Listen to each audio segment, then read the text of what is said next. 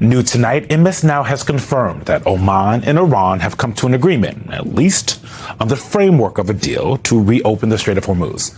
That's according to two Middle East diplomats with knowledge of the negotiations. Now, folks, I say framework of a deal because those sources did not tell us specific details of the temporary deal. They also did not share what issues have yet to be resolved. An Iranian government official linked to the deal told MS Now, quote, "It will establish new shipping routes by allowing commercial vessels to enter the Persian Gulf through an Iranian-controlled route and exit through a route controlled by Oman."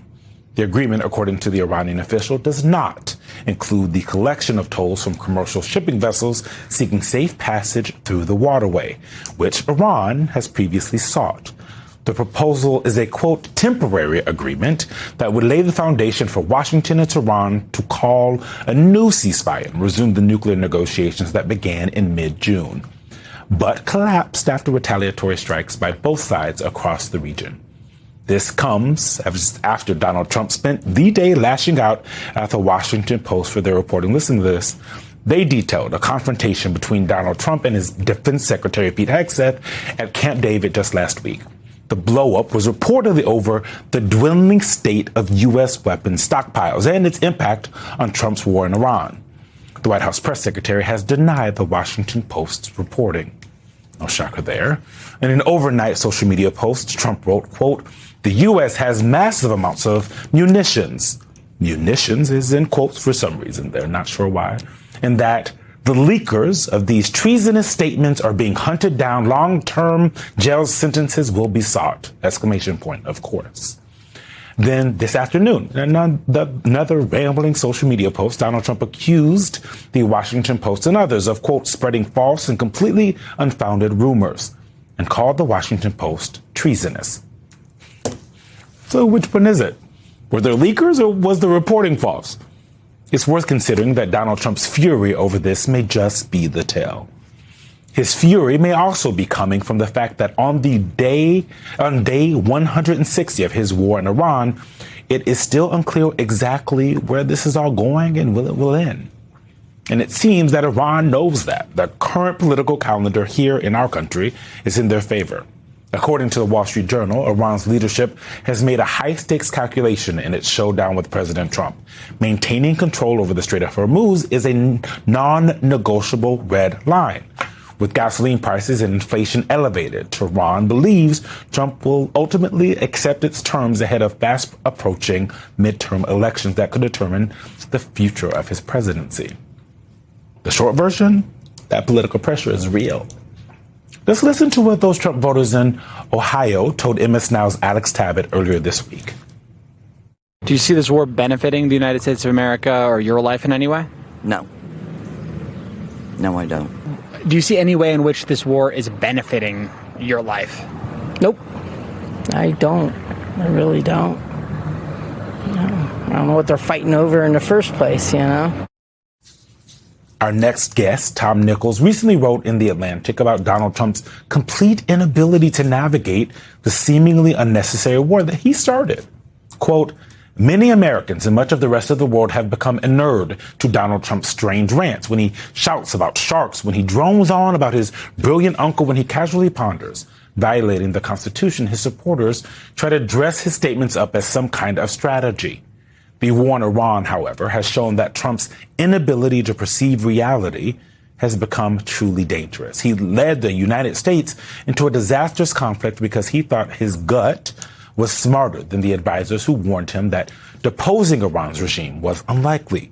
He continues to mislead the American people and perhaps himself about America's strategic defeat at the hands of one of its worst enemies. The world economy and the balance of power have been changed, perhaps for many decades to come. Because Trump cannot draw links between cause and effect, he does not understand that his actions and the failures that follow are somehow related to each other. Joining us now, the man that wrote those words, Tom Nichols, Professor Emeritus at the U.S. Naval War College and staff writer at The Atlantic. First off, sir, what is your reaction to the news tonight that Iran and Oman have reached an agreement to temporarily open the Strait of Hormuz?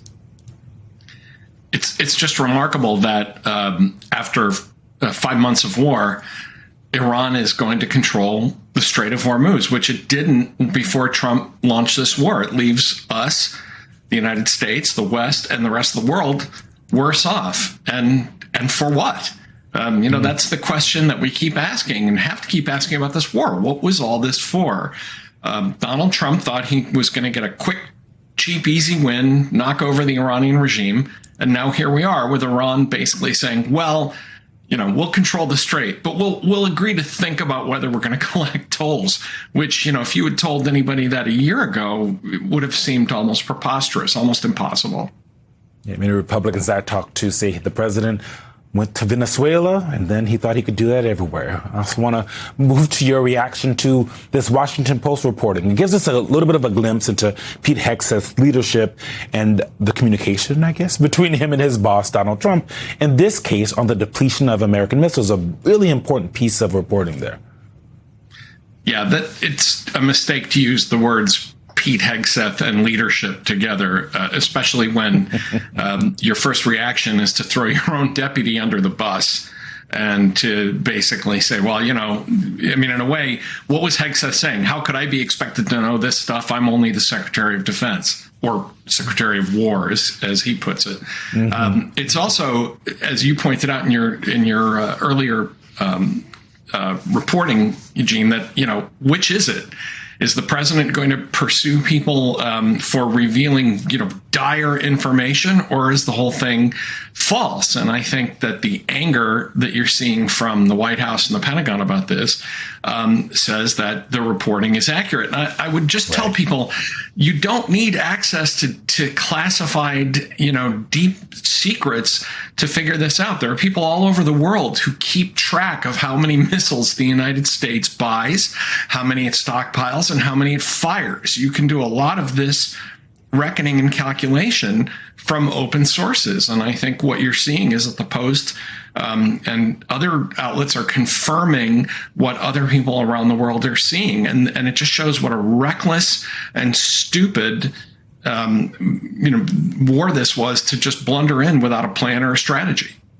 Something that President Trump was reportedly warned about, too, from his leads there. In your piece for The Atlantic, you wrote about how Donald Trump continues to mislead the American people when it comes to Iran. But is his staff misleading him? Why does he seem confused about these things? Or are they equally delusional about this war in Iran?